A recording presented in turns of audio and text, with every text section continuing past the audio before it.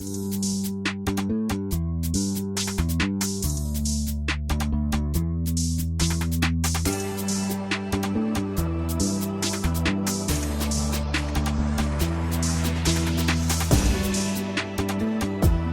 second globally, over 3 billion gigabytes of data are transmitted. But did you know that all this happens thanks to a thread thinner than a human hair? And that this thread starts with ordinary sand. Not beach sand, but perfectly pure quartz, where there's only one impurity per million parts. To create fiber optic cable that transmits light at a speed exceeding 300,000 kilometers per second, you have to go through a journey involving chemical vapors, sterile laboratories, a 2,500-degree furnace, and lasers that monitor every microcrack. This process looks more like manufacturing a spaceship than a cable, but it is the foundation of the internet you are using right now. To create a thread capable of transmitting light at a speed exceeding 186,000 miles per second, you have to start with sand. But not just any sand. Only special, extremely pure quartz sand, where the main substance is silicon dioxide. For fiber optic production, sand with a silica content of over 99.9% is used, meaning in 1 million parts, there's only 1 part of impurities. Imagine this. In every pound of raw material, no more than a few millionths of an ounce of impurities. And this is critical, because even 1 billionth of an inch of foreign metal or organic matter can cause light scattering or absorption in the fiber optic cable. And then the signal, which was supposed to travel 60 miles without amplification, simply disappears. Raw material for fiber optic cable isn't just washed or filtered, it's purified at the molecular level. Manufacturers often use vapor phase chemistry. Quartz sand is converted into gaseous silicon tetrachloride, which is then distilled, filtered, and deposited as pure vapor. And only then is it converted back into glass. Add to this strict control of temperature, humidity, air currents in clean rooms, and you'll get an idea of how far this is from an ordinary sandy beach. Production laboratories look more like National Aeronautics and Space Administration sterile zones than a glass workshop. And all for the sake of ensuring there's not a single defect in every yard of the future fiber. Because when you're transmitting light over thousands of miles, even one microscratch can cost you signal quality. A large transparent glass cylinder that will later be melted and drawn into a very thin thread. This is the fiber optic preform. This huge glass rod is made using a method called vapor deposition. In a large furnace, air is mixed with very pure gases. These are different substances that turn into vapor when heated. These vapors hit the inner surface of a transparent tube, which is heated very intensely. When the vapors touch the hot wall of the tube, they deposit and turn into tiny droplets of glass, like dew collecting on leaves in the morning. Gradually, these droplets collect, layer by layer, until a thick layer of glass forms inside the tube. Then this tube is heated even more intensely, and it collapses into a dense, solid rod. And this is our preform. The preform is placed in a special furnace that heats up very intensely. The temperature inside it reaches approximately 4,700 degrees Fahrenheit. This temperature is so high that the glass becomes soft and starts to melt, like caramel on a stove. When the end of the preform melts, a drop of molten glass begins to drip from it. This drop is very carefully drawn downwards, and a thin thread is formed from it. This thread, the optical fiber, is drawn at a speed of approximately 1,000 feet per minute. Imagine that. It's faster than a cyclist moving through the city. It's important for the thread to be of uniform thickness throughout its length. The thickness of an optical fiber is usually around 125 microns, or approximately 0.005 inches. That's very, very thin. For comparison, the average human hair is about 100 microns thick or less. To keep this diameter under control, special instruments are used during the process. They look at the thread in real time and measure its thickness. If the thread starts to become thicker or thinner, the system automatically changes the drawing speed or the furnace temperature to correct it. After the optical fiber has been drawn from the preform and has become a thin, transparent thread, it needs to be protected. The fiber is very thin and fragile. If left unprotected, it can easily break, cracks will appear, or dirt will get on it. Therefore, immediately after drawing, the fiber is coated with a special protective layer. A thin thread is pulled from the furnace. After the furnace, the thread immediately goes into a coating machine. This is a special device that clothes the thread in a plastic sheath. The optical fiber enters a special part of the machine called the coating head. It's like a small tube or nozzle, inside which there's molten protective material. As the fiber passes through this tube, a layer of liquid polymer is evenly applied to it. The polymer has very low viscosity, so that the coating is thin and even, but dense enough to protect the fiber. This coating layer usually consists of two parts. The primary coating is a very soft, elastic layer that dampens mechanical shocks and allows the fiber to bend. The secondary coating is harder and more rigid, protecting against external influences, dust, and scratches. These two layers are applied sequentially, one after the other, to provide reliable protection. After applying the liquid coating, the coated fiber passes through special forming rollers. They regulate the thickness and evenness of the layer, pressing the coating uniformly along the entire length of the fiber. These rollers are very precisely calibrated so that the layer is not too thick or thin. After the polymer has been applied and shaped, the fiber passes through a zone of ultraviolet light. Here, the polymer instantly hardens under the influence of ultraviolet lamps. This is a process called polymerization. Anyone who gets their nails done knows how this happens. Ultraviolet lamps emit light of a specific wavelength that activates chemical reactions in the polymer. Thanks to this, the coating quickly becomes solid, while retaining its elasticity and ability to protect the fiber. This is a very fast process. The coating solidifies in fractions of a second, literally. This method does not heat the fiber, so it doesn't damage it. This provides very strong and durable protection. The entire machine is equipped with sensors and control systems. They constantly measure the coating thickness, fiber feed speed, and uniformity of application. If the coating layer is too thin or there are defects, the system either stops the process or adjusts the parameters to avoid defects. At the end of all this technological magic, a spooling module, rotating with a hum resembling the sound of a jet engine, only in miniature. The fiber, like transparent silk, lies down smoothly and precisely, coil after coil. It shimmers in the light of the lamps, reflecting cold blue and white hues. The spool moves smoothly, to the left, then to the right, with millimeter precision, as if an artist is painting pictures with movement. One wrong angle, and everything will go haywire, so the system automatically adjusts the rotation speed and fiber tension with surgical precision. Around are sensors, lasers, cameras. They carefully ensure that the fiber lies flat, doesn't twist, and doesn't create tension. With every minute, more and more layers appear on the spool. Imagine, in a few hours, there are already several feet of thin, almost invisible fiber there. And all this, without a single break, without a single scratch. Because even a microcrack, and the light signal will get messed up, like a radio wave in a storm. Before cable assembly begins, the fiber from the spool is carefully wound onto a production line. Since one cable usually contains several fibers, individual threads are combined into ribbons or modules. For ribbons, the fibers are arranged parallel in a single plane, for example, 12 pieces, and glued together with a special resin. This makes them easier to work with during connection. For bundles, the fibers are twisted into a spiral strand and placed in a plastic tube. These ribbons or bundles are then placed into buffer tubes, thin, flexible plastic channels that provide space for the fiber's slight movements. This is important because when the cable's temperature changes or it's bent, the fiber slightly expands or contracts, and the buffer tube helps prevent it from being damaged.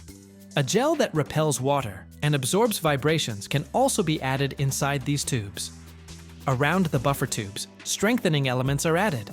Fiberglass or Kevlar, very strong threads that protect the cable from stretching.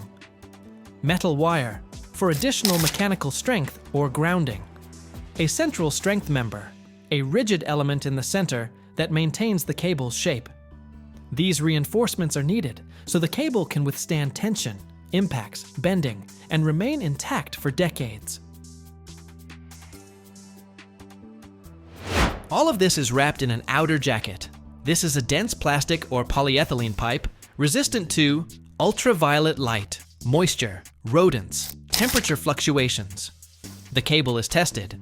The bandwidth of each fiber is checked, as is its bending strength and resistance to moisture. Then it's wound onto large drums, marked, and technical documents are added, and it's ready for transportation and installation. How do you build an engine that can handle temperatures over 3,200 degrees Fahrenheit and carry a Boeing jet across the ocean? Sounds like science fiction, right? But this is the reality of modern engineering. Imagine this. Every single part, from turbine blades to combustion chambers, is crafted with micrometer precision. Metals that don't melt under extreme heat and 3D printing that's changing the game. Dive into the process of creating the heart of an airplane, where every inch truly matters. This is the magic of technology. Turbofan engines that power sky giants like Boeing and Airbus planes might seem like something straight out of a sci-fi movie, but they're the pinnacle of engineering genius. So how do you take tens of thousands of parts and ingredients, almost like puzzle pieces, and turn them into these incredible machines? Ordinary metals simply won't cut it. These engines have to function in conditions where temperatures soar above 1,800 degrees Fahrenheit. That's hellishly hot, and regular steel just can't take it. Enter titanium alloys, lightweight, incredibly strong, and heat-resistant. For the hottest parts of the engine, nickel-based superalloys are used. And trust me, these are no ordinary metals. They're 21st century alchemy. Carbon fiber composites, by the way, are used in the fan blades to reduce weight while maintaining strength. This extreme heat is generated during the combustion process in the engine's combustion chamber, arguably one of the most critical components of a turbofan engine. Here's how it works. Aviation fuel, typically jet fuel, mixes with air and ignites, producing superheated gases. These gases accelerate to insane speeds and temperatures, often exceeding 1,800 degrees Fahrenheit, sometimes even reaching 2,700 degrees in modern engines. This heat is vital for achieving maximum thrust efficiency. The hotter and faster the gases, the more energy they produce to drive the turbine and propel the aircraft forward. Here lies the ultimate challenge. The engine not only needs to endure these extreme conditions, but also perform flawlessly, without a single hiccup. That's why cutting-edge materials like titanium alloys and specialized composites are a must. They can withstand both extreme heat and intense mechanical stress. You know what's truly mind-blowing about making these engines? Even individual components like turbine blades are crafted with micrometer precision. For example, blades are cast in a vacuum to ensure they're free of even the tiniest cracks. Some blades are designed with a single crystal structure, meaning the metal has zero seams. But wait, there's more. 3D printing? Yup, it's used too, especially for intricate parts that traditional casting just can't handle. Turbine blades are the heart of the engine. They operate in the hottest zone, converting the energy from the hot gases into rotational movement. First, a wax model of the blade is created. It's almost like artistic sculpting. Only here, precision down to micrometers is crucial. This wax model is then dipped into a special ceramic solution, which hardens into a strong mold. The wax inside is melted away, leaving a perfect cast for the blade. The ceramic mold is now ready for the most critical stage. Now comes the real show. Superalloys, made of nickel, chromium, and other heat-resistant metals, are melted in a special furnace to temperatures exceeding 2,000 degrees Fahrenheit. This molten metal is poured into the ceramic mold. But here's the catch. It's not just about the material, it's about how it's done.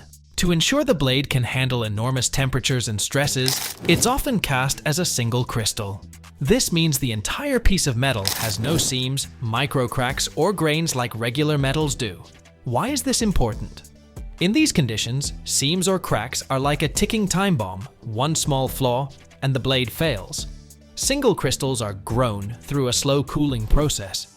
The mold filled with molten metal is gradually lowered into the cooling zone of the furnace. This process can take days, but the result?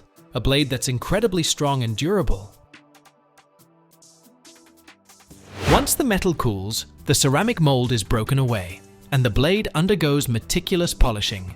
A special heat-resistant coating may be applied to help it withstand extreme temperatures even longer. And yes, each blade is inspected individually. Even the slightest defect means it won't make the cut. Fuel nozzles, combustion chamber parts, or even compressor blades in aviation are often made using 3D printing. For instance, GE Aviation prints fuel nozzles for its engines that are 25% lighter but 5 times stronger than traditional ones. Layer by layer, using powder and light, components are created that make planes fly faster, farther, and more efficiently. First, engineers create a digital 3D model of the part with maximum precision.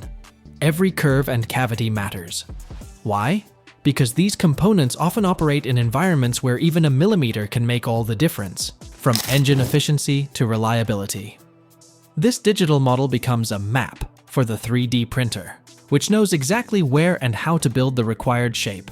Instead of a solid chunk of metal, ultra-fine powder, made from titanium, nickel, or Inconel, a super strong aluminum alloy, is used. It looks like sand, but the particles are so tiny they're almost invisible to the naked eye. The powder is loaded into a special reservoir, becoming the building material. The printer's working principle is simple yet genius. It melts the powder using a laser or an electron beam. The laser heats the powder to a temperature where it literally fuses into a solid metal structure. Then another layer of powder is added, and the process repeats. This method is called selective laser sintering or melting. And here's the cool part. 3D printing can create even the most complex geometric shapes. For example, components with internal cooling channels that simply can't be made using traditional casting or milling. In conventional manufacturing, you often start with a big piece of metal and carve away the excess. It's not only time-consuming, but also expensive because so much material gets wasted. 3D printing flips the script. You only create what's needed, with zero waste. But the part isn't ready yet. After printing, it undergoes heat treatment, heating, and gradually cooling to relieve internal stresses in the metal. Then comes final grinding, polishing, or machining to fine-tune precision. And of course, every part undergoes rigorous testing. Because here's the thing, if a part fails under pressure, the consequences could be catastrophic.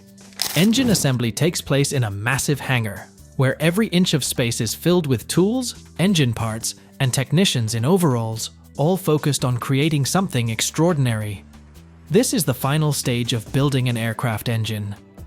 Here, individual components, like blades, compressors, combustion chambers, and casings, come together to form a single unit capable of lifting an airplane into the sky. It all starts with the engine casing, a giant metal cylinder that serves as the skeleton where everything else is attached. The casing is made from titanium or nickel alloys because it has to withstand insane forces. Engineers work like watchmakers. The casing is mounted on a massive rig to ensure perfect alignment. Then come the compressors, rows of blades responsible for compressing air before it enters the combustion chamber. Each blade is installed one by one, almost like decorating a giant wheel. Every single blade is manually inspected because even the tiniest defect could ruin the entire assembly. After the compressors, it's time for the turbines. These are the blades that convert gas energy into movement. They're installed with such precision that the gap between the blades and the casing is sometimes measured in micrometers. Next comes the combustion chamber, the engine's hell zone. This is where compressed air mixes with fuel and ignites. Engineers install special nozzles to ensure fuel is delivered evenly, and everything here has to be flawless. A nozzle at the wrong angle could reduce efficiency or even cause engine failure. Running through the entire engine is a central shaft, essentially the backbone. At one end of the shaft is a fan, a massive wheel at the front of the engine, and at the other end is the turbine.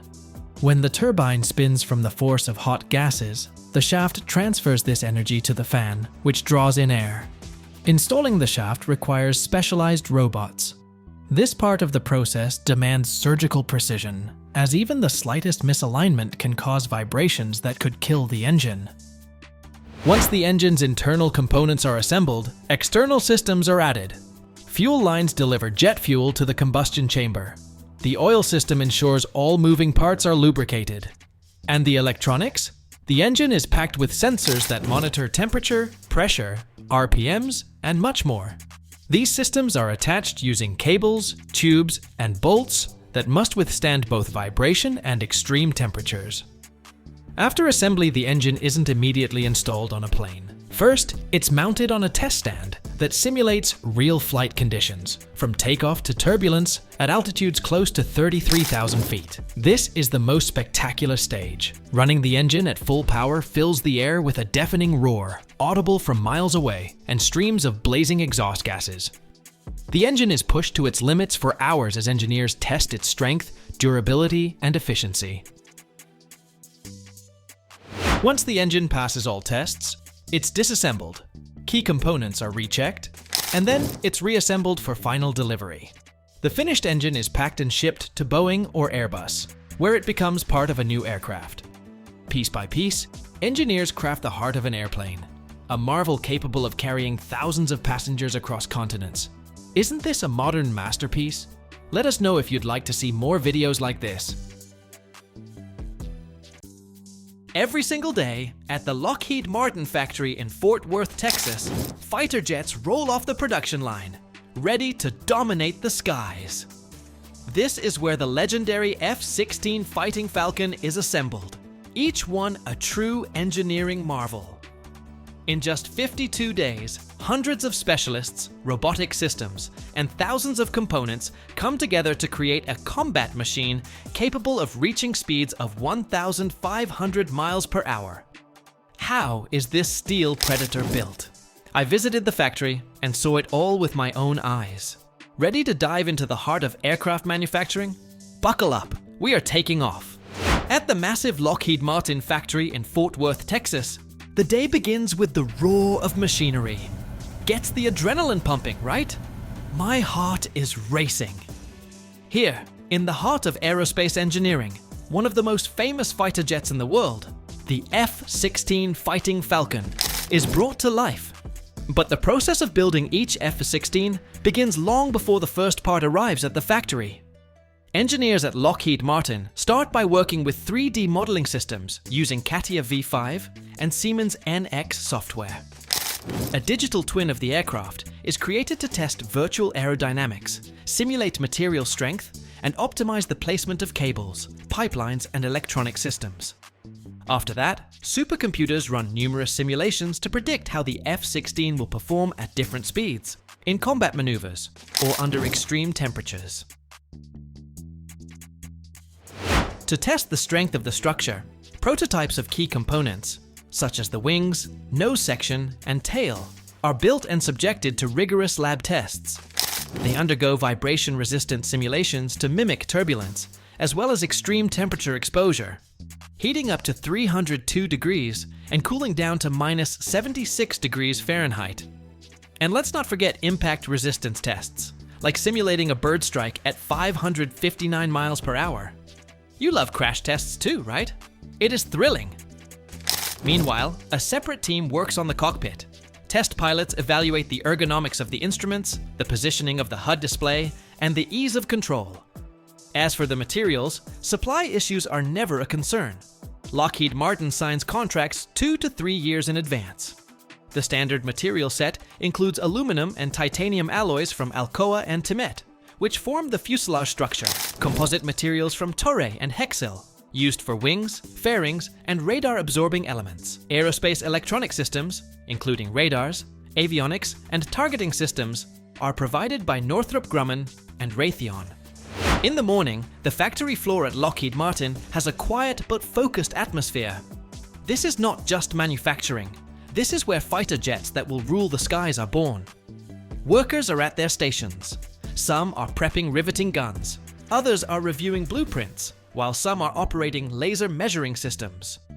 Today, another F-16 Fighting Falcon is being assembled, and everything must be flawless. As you might have guessed, the factory follows a modular approach. Instead of building an entire jet in one place, it is assembled in sections before being joined together. In one of the workshops, the aluminum cockpit frame is already complete. Nearby tables hold avionics instruments, HUD displays, and computer system modules.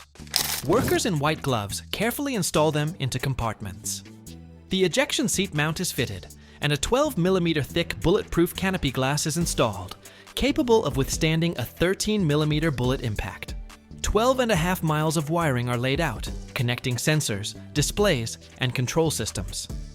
Meanwhile, the central fuselage section is being assembled, the area that houses the fuel tanks, landing gear, and wing mounting points. A large aluminum frame is secured with 40,000 rivets installed by automated riveting robots. Fuel tanks with a total capacity of 845 gallons are integrated into the structure. The landing gear, capable of handling loads up to 44,000 pounds, is installed and tested. Workers meticulously check the tanks for leaks by filling them with a special gas and inspecting for any seepage. In the adjacent workshop, the tail section takes shape. It is welded together using titanium and composite panels, with an engine mount already in place, designed to withstand temperatures exceeding 2,192 degrees Fahrenheit. The elevator and rudder are then installed, followed by a check on the emergency braking mechanism. A specialized team handles this section since the tail not only controls flight, but also maintains the jet's overall balance. The wings are assembled in a dedicated section. Hydraulic mechanisms for controlling flaps and ailerons are installed, along with hardpoints for weapons. The composite wing surfaces undergo ultrasonic testing for defects. If even one layer of carbon fiber is improperly placed, the wing could deform under combat stress, so there is zero tolerance for errors. Once all modules pass rigorous inspections, they are transported to the final assembly line. The final assembly line is a massive hangar stretching 437 yards long, where hundreds of specialists work in precise coordination. Everything follows a strict schedule. Any delay in one step can impact the entire process. The central fuselage is lifted by a specialized crane and aligned using lasers. First, the cockpit is attached, followed by the tail section. Engineers use high-strength titanium bolts capable of withstanding loads of approximately 88,180 pounds. Once the primary structure is complete, it is time to attach the wings, which are secured with reinforced titanium joints to ensure structural rigidity. Engineers meticulously check the alignment angles to ensure the error margin does not exceed allowable limits. After assembling the airframe, one of the most critical moments arrives: the installation of the jet engine. It is transported in a specialized container and lifted into the tail section using a hydraulic hoist. Technicians carefully connect all systems: fuel lines, hydraulic and electrical cables, and the afterburner system that enables supersonic flight. Once installed, a dry test run is conducted to verify its operation without fuel ignition. The onboard computer, pilot displays, weapons control systems, and the ANA-PG-83 radar, capable of detecting targets at a range of 100 miles, are then integrated. Before the first flight, the F-16 receives anti-corrosion treatment, paint, and stealth coating.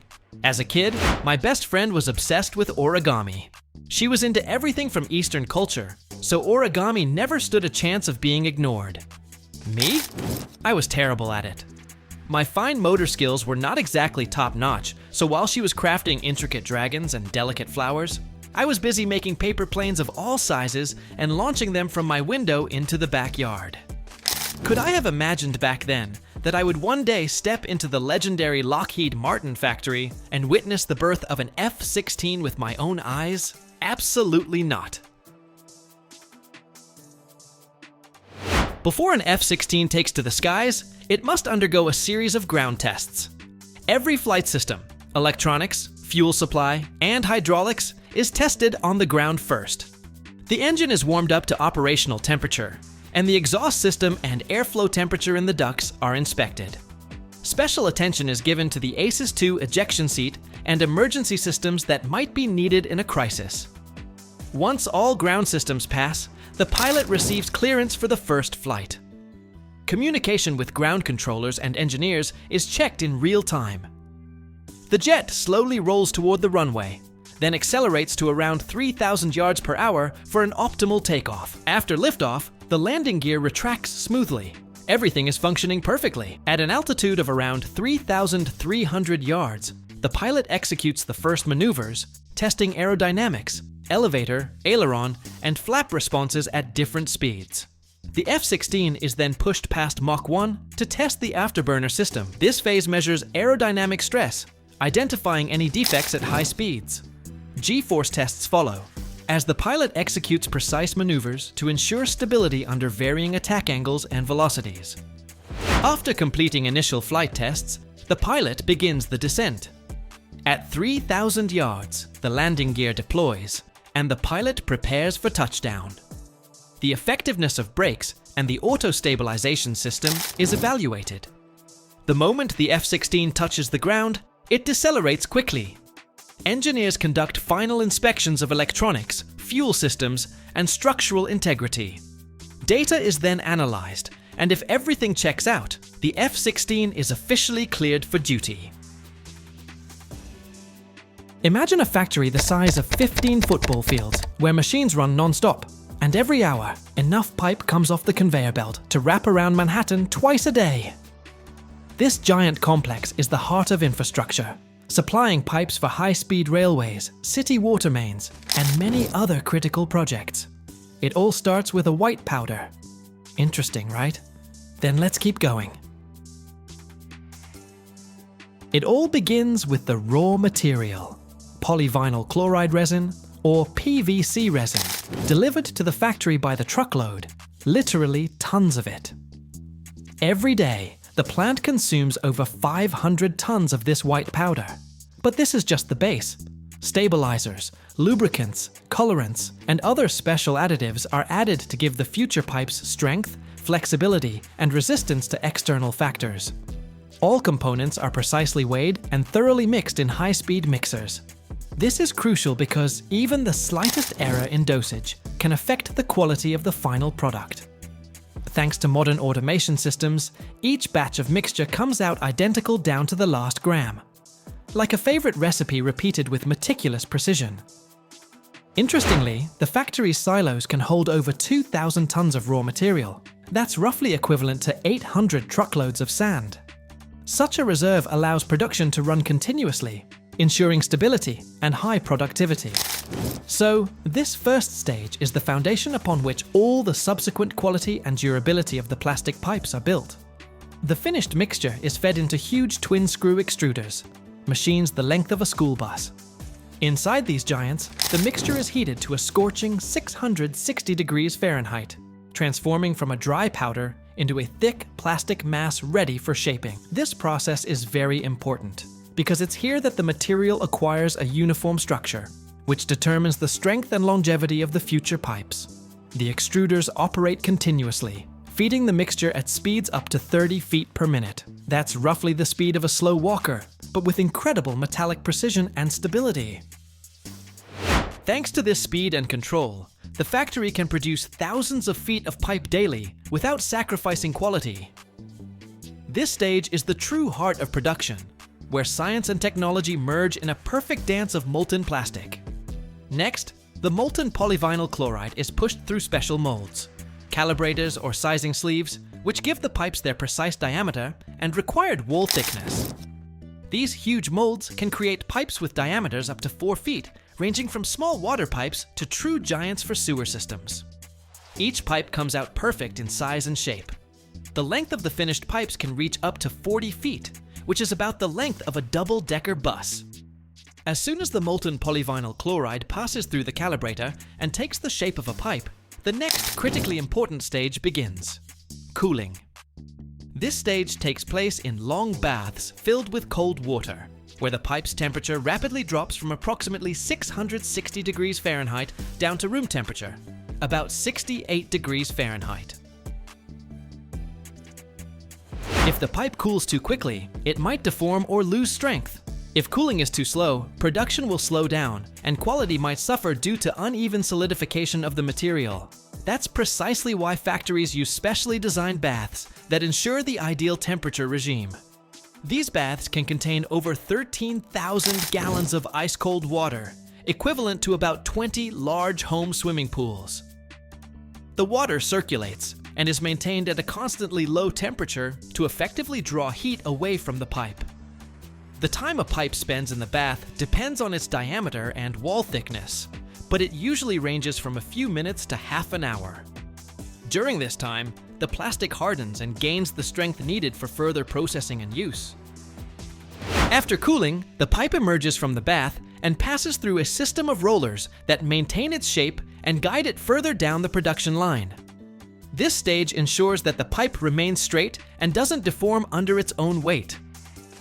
Thanks to such thorough cooling, the finished plastic pipes possess high mechanical strength, impact resistance, and durability, allowing them to serve for decades in various applications, from water supply to sewage systems and even industrial systems. So, a cold shower isn't just good for people. After the pipe has passed the cooling stage and gained the necessary strength, it's time for one of the most important and yet most delicate processes: cutting and marking. This is the final touch that transforms the long plastic ribbon into a finished product, ready for shipment to customers worldwide. First, the pipe moves onto a special cutting line, where automatic cutters precisely and quickly cut it to the required length. This process is fully automated and controlled by computers, ensuring that each pipe perfectly meets the specified standards. The line speed is impressive, reaching up to 30 pipes per minute. That's roughly one pipe every 2 seconds. For comparison, that's the speed of a professional barista during peak hours, making coffee for a crowd of customers. Cutting is performed using high-precision equipment that employs disc or bandsaws with diamond coating. This ensures the pipes are cut without burrs or irregularities, which is very important for future use, as even the slightest unevenness can cause leaks or damage. After cutting, each pipe passes through a marking station.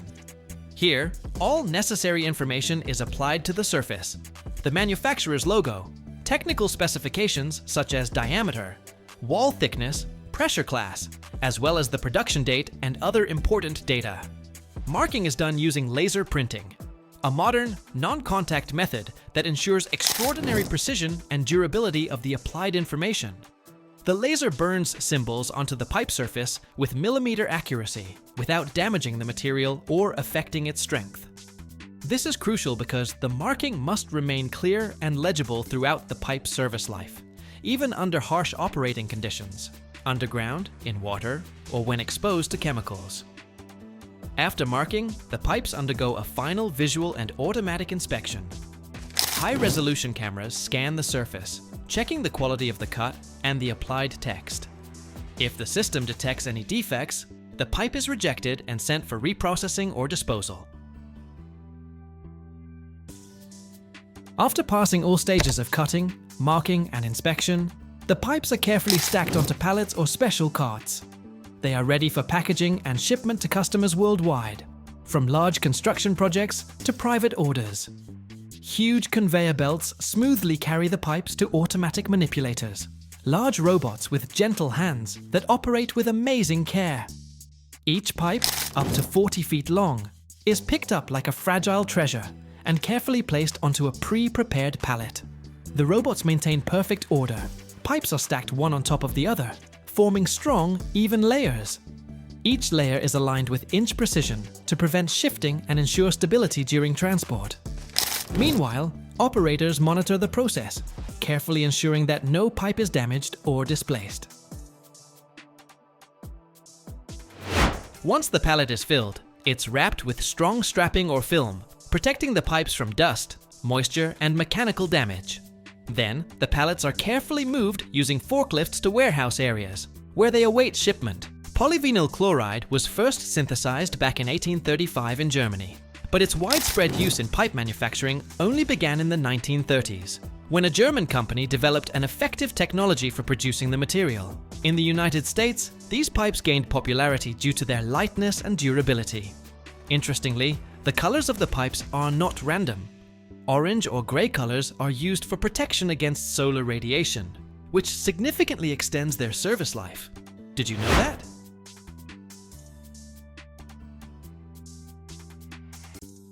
It all starts deep underground and ends up in your stove.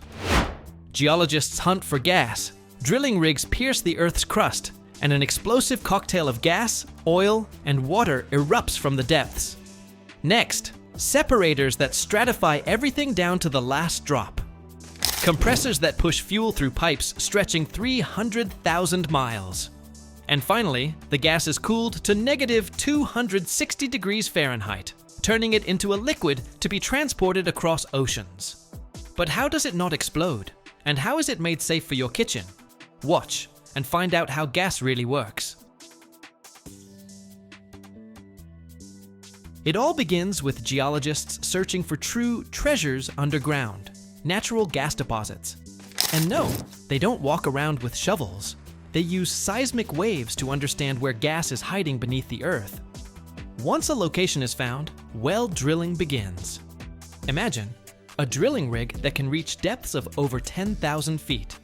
The well diameter is usually between 8 and 30 inches, and drilling takes weeks. After drilling the well, steel pipes are installed to reinforce the walls and prevent the well from collapsing. Then comes the magic. Under pressure of hundreds or even thousands of pounds per square inch, gas, along with oil, water, and a bunch of impurities, rushes to the surface.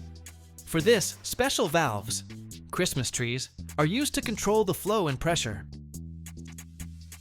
When gas, oil, and water erupt from the Earth's depths, they resemble a dirty cocktail with millions of particles of sand, salt, and other surprises. To separate this mixture into pure components, engineers use separators. The mixture, under pressure of up to 500 psi, enters the separator through an inlet nozzle. The first task is to reduce the flow velocity so that gravity can take effect. An inlet deflector, a baffle that breaks up the stream and slows down the movement, is used for this. Imagine sharply braking in a car. Heavy particles like sand and clay immediately fall to the bottom, while lighter ones continue to move. In the separator, the mixture separates into 3 layers. The bottom layer, water and sand. These are the heaviest components. Water with salts and fine particles settles first. Oil is lighter than water, but heavier than gas, so it floats in the middle. Methane and other light hydrocarbons rapidly rise to the top. To speed up the process, separators sometimes have inclined plates or cyclone modules installed, which increase the settling area. For example, plates angled at 45 degrees cause oil droplets to coalesce and fall down faster. If oil and water form an emulsion, demulsifiers, chemical substances that break the bond between droplets, are added to the separator. Sometimes, vibrating screens are used to filter sand from the bottom layer. The gas, meanwhile, passes through wire mesh mist eliminators that collect residual liquid droplets. Float level sensors monitor the thickness of the oil and water layers. If there's too much oil, a valve opens and it flows into a collection tank. A gas valve at the top regulates the pressure so that the gas doesn't exit too quickly. The ideal pressure is between 100 and 300 psi for effective separation. A sand dump valve periodically opens to remove sediment from the bottom. A typical vertical separator for gas fields is 20 to 40 feet tall. That's like 2 or 4 giraffes stacked on top of each other. The diameter is 4 or 5 feet, roughly the diameter of a circus ring, and it's capable of processing up to 10,000 barrels per day. A separator is a complex device where physics, chemistry, and mechanics work together to create 3 separate streams. After all, if gas contains liquid droplets, it can damage pipelines through corrosion or hydraulic shock. And 1% water and gas reduces its heating value by 5, or even 7%. That's like adding gasoline to your latte. Oil from the separator is sent to storage tanks, water is purified or re-injected into the formation, and gas heads to dehydration units. Some gas components, propane, butane, ethane, can be separated out. To do this, the gas is cooled to 150 degrees Fahrenheit, and these components condense. They are collected in special tanks and sold separately. For example, propane for grills or butane for lighters. Clean gas isn't ready for its journey yet. It needs to be compressed to a pressure of 800 or even 1,200 psi to be pushed through mainline pipes that stretch for thousands of miles. Compressor stations, true giants with engines producing thousands of horsepower, are used for this. Gas moves through mainline pipelines with diameters ranging from 24 to 48 inches. They run underground at depths of 3 to 6 feet, and their length can reach thousands of miles. Compressor stations are located every 50 to 100 miles to maintain pressure. When more natural gas is extracted than is currently needed, it isn't just vented or left idle. This valuable resource is stored in special underground storage facilities, which can be imagined as huge banks for gas. The most common types of such storage are depleted oil or gas fields, as well as salt caverns, located at depths of up to 3,000 feet underground. Depleted oil fields are cavities left after oil or gas extraction. They have natural geological barriers that prevent gas from escaping. Gas is injected there under pressure through special wells, where it is stored in porous rock, filling the voids previously occupied by oil or water. A single well can produce up to 10 million cubic feet of gas per day. Salt caverns are artificially created cavities in salt formations. They are formed by dissolving salt with underground water, creating large voids that are ideal for gas storage. These caverns have high integrity and allow for rapid injection and withdrawal of gas, making them very effective for regulating supply. Underground gas storage is very important for the stability of the energy system. In winter, when gas consumption increases due to heating, additional gas is withdrawn from these storage facilities to meet consumer needs. Similarly, during peak load periods or emergencies, these underground banks help prevent supply interruptions. Storing gas underground is also economically advantageous, as it allows for balancing production and consumption, reducing costs for surface transportation and storage. It's a reliable and safe way to ensure that gas will always be available when it's needed most. The length of gas pipelines in the United States is over 300,000 miles. Before gas reaches your home, it undergoes another check for purity and pressure. At distribution stations, the pressure is reduced to 0.25 psi, which is safe for home stoves and boilers. For safety, a special odorant, mercaptan, is added so you can detect a gas leak.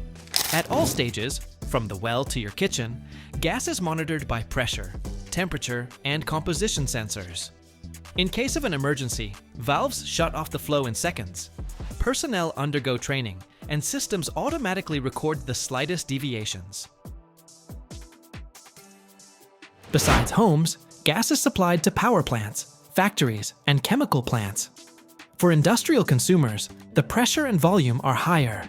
Pipes with diameters up to 48 inches and pressures up to 1,500 psi are used here. Gas can be liquefied. It's cooled and transported by tankers across seas. First, the gas is compressed, meaning it's made very dense, like when you squeeze the air in a balloon. It becomes smaller in volume, but warmer. Then, this warm compressed gas is passed through special coolers.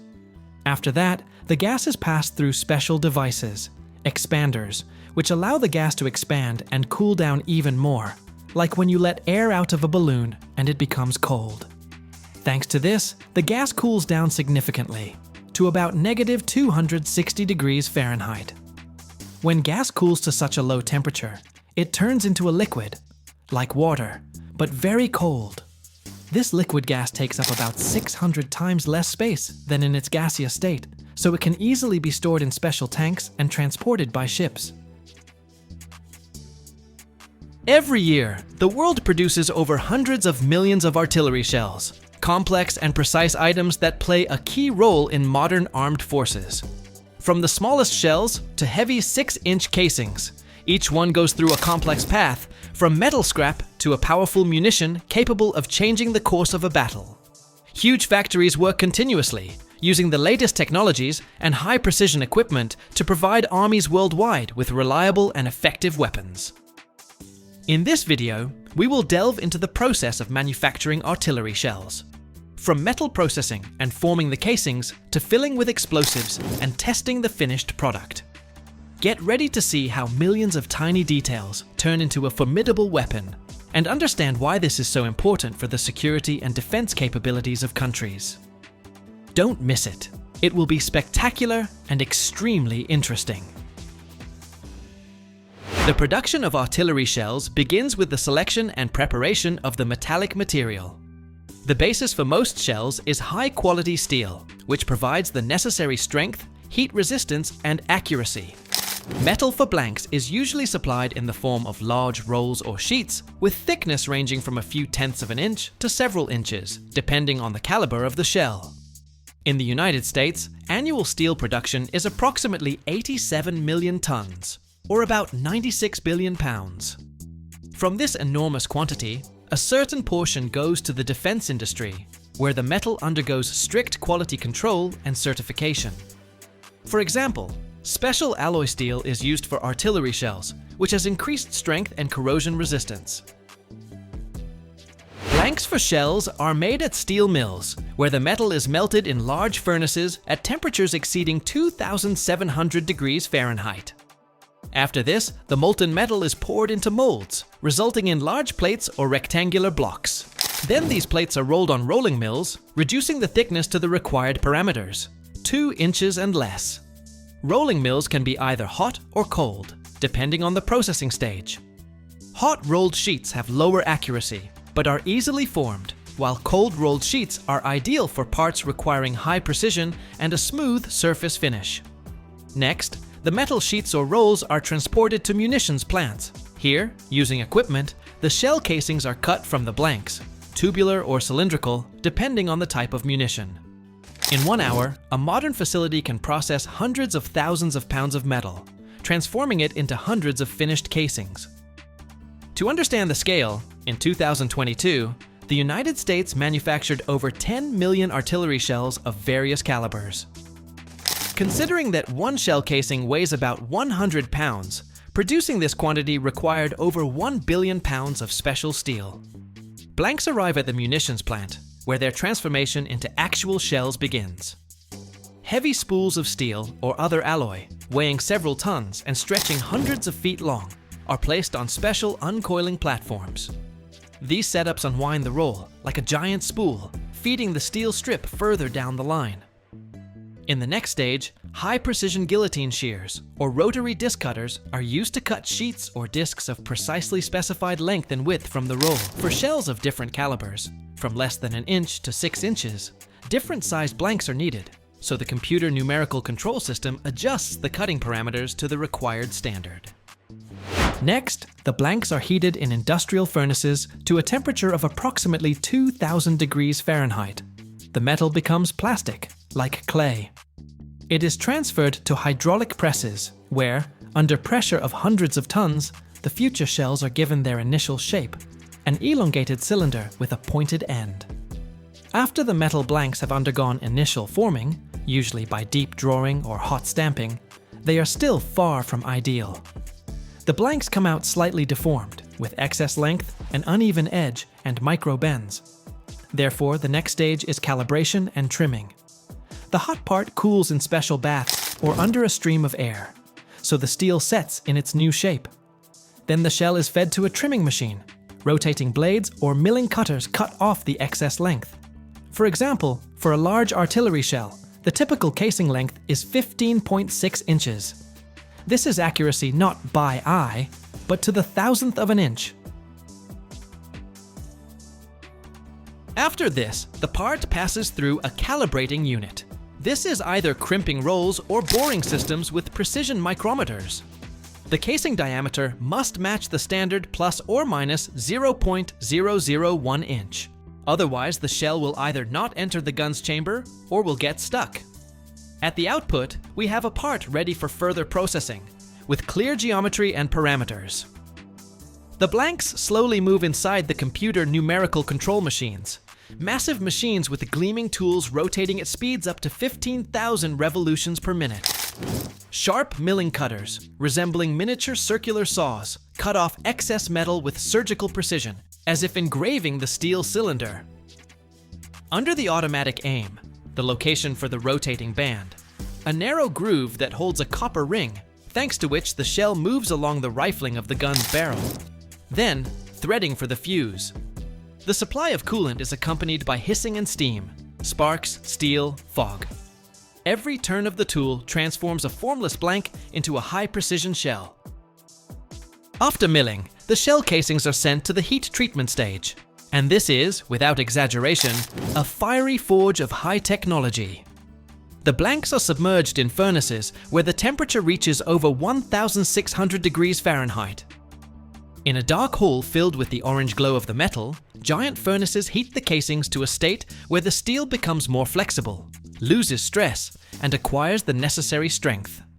After heating, rapid cooling. This is either an oil bath, streams of air, or water quenching. The choice depends on the type of alloy. The process is called hardening, and it's what transforms the shell casing from a simple blank into steel capable of withstanding the immense stress during firing. Next, grinding. Each casing passes through machines that, with a screeching sound, remove microns of remaining scale, irregularities, and excess material buildup. Streams of coolant create a mist, and the air smells of metal and machine oil. Workers in safety glasses carefully monitor each casing so as not to miss any microcracks or deformations. After grinding, it's time to move on to the most important part, creating the explosive filling. Before this, the casings go through a degreasing and inspection stage again. Not a speck of dust or a drop of oil should remain inside, so as not to affect the stability of the explosive material. A component is installed in the rear part of the shell through which the charge will later be introduced, or it is sealed immediately if the design requires it. If it's a high explosive shell, the casing is filled with explosive material, usually TNT, octol, or a mixture like Composition B. The process can be casting, where molten explosive is poured into the casing, or pressing. This is an extremely delicate and controlled process. Everything happens automatically, with remote control and under the supervision of specialists in armored cabins.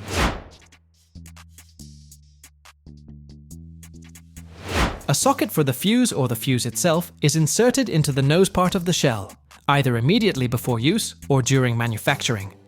Everything is sealed to prevent moisture from entering. In the final stage of manufacturing, artillery shells enter the paint booths, large rooms with exhaust fans, filters, and automated sprayers.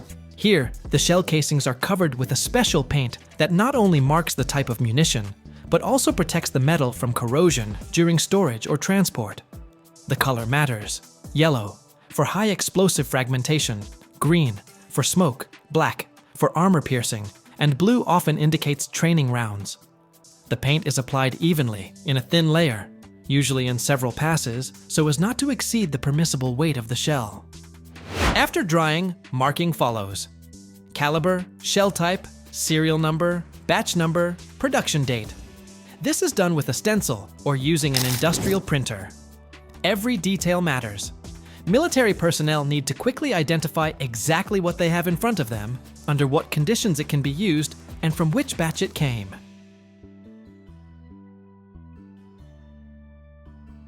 Hey, pull that bottle out of your pantry. Sunflower oil. You see it every time you cook, right? It's just oil. Looks simple. Pour it, heat it, done. But what if I told you that this everyday kitchen staple starts as tiny black seeds and goes through a massive, mind-blowing industrial journey? We're talking about a process of incredible scale, precision engineering, and turning millions of tons of seeds into that clear liquid. Forget your garden patch. Get ready to see the hidden factory secrets behind pure cooking oil.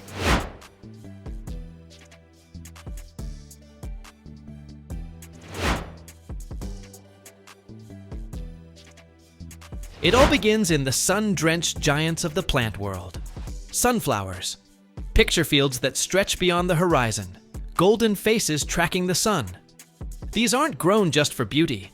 They're an industrial crop, covering massive hectares in places like the American Midwest, Eastern Europe, and South America. Contract farmers cultivate them specifically for oil content. When the heavy heads hang low, packed with seeds, specialized harvesters sweep through. These machines are beasts. They rip off the heads, shaking and collecting tons upon tons of seeds in hours. Enough seeds from just one field could fill dozens of semi-trucks. It's harvesting on an epic scale.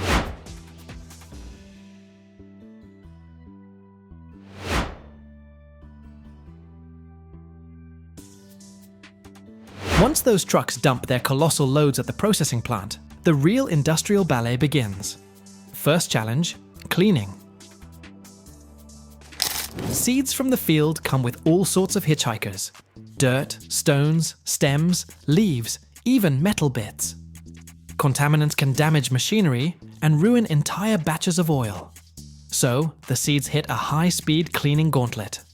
They pass over vibrating screens that filter debris, under powerful magnets that yank out metal, and through air classifiers that blow away lighter impurities. The most impressive tech? Optical sorters. Cameras scan every single seed flying by on a conveyor, using light and imaging to spot defects or foreign objects. Precise air jets blast away anything that doesn't belong. They clean millions of seeds per hour, ensuring only pure seeds move forward. This is factory efficiency in action.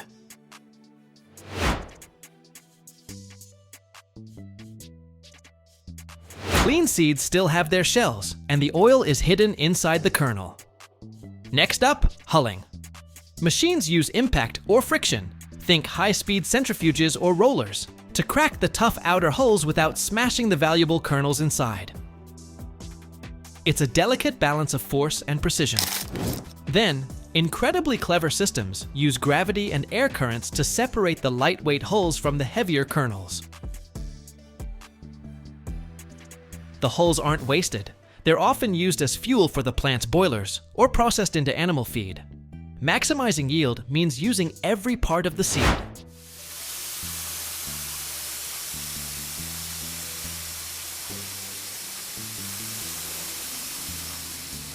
Now for the main event, getting that oil out.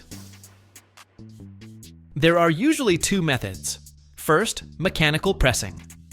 The kernels are fed into massive screw presses. These are industrial powerhouses. They twist and compress the seeds with enormous force. We're talking pressure equivalent to stacking several elephants on a single spot.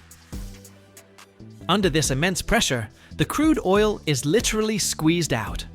It flows out in a thick, brownish-yellow stream. This first press extracts a significant portion of the oil, leaving behind a compressed cake of seed material.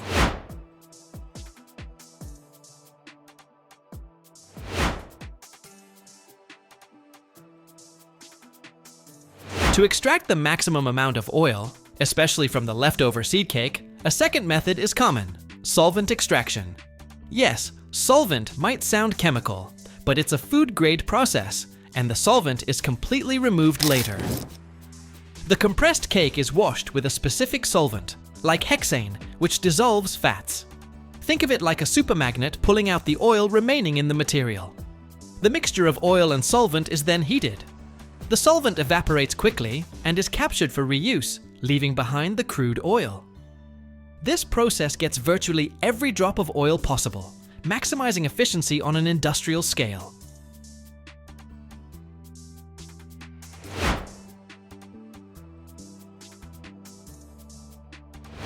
After pressing and extraction, you have crude sunflower oil. But it's not the clear, neutral oil you pour in your pan. It's cloudy, has a strong odor, and might contain trace impurities.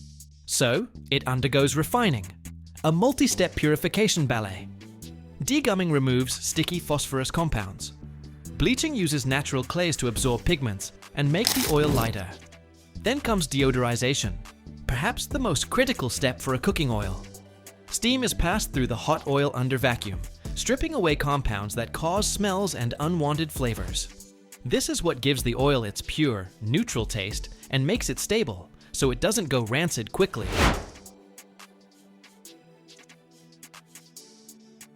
The final steps ensure maximum purity and quality.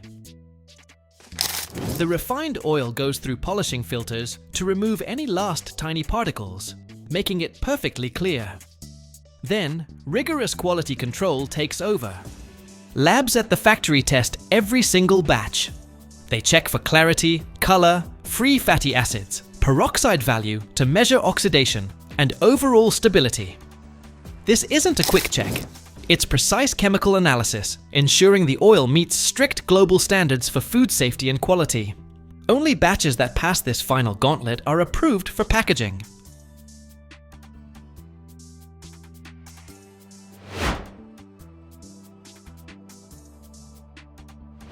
Packaging is the high-speed finale. The pure, refined oil flows to the bottling lines. Empty plastic bottles or glass jars zip along conveyors at incredible speed. They're rapidly filled with precise amounts of oil, capped, sealed, and labeled by automated machines in a blur of motion. A large plant can bottle tens of thousands of units per hour. These finished bottles are automatically packed into boxes, stacked onto pallets by robotic arms, and readied for distribution. From a vast field of seeds to perfectly sealed bottles, it's a journey of transformation driven by engineering and scale.